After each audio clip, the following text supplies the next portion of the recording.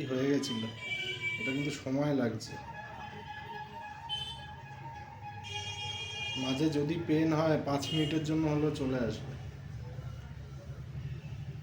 এইবারে যাচ্ছে পুরোটা। এই যে আগে দেখো লেন্থ পুরো যাচ্ছিল না, এবারে গেছে। এটা ডিফারেন্স বুঝতে পারছো?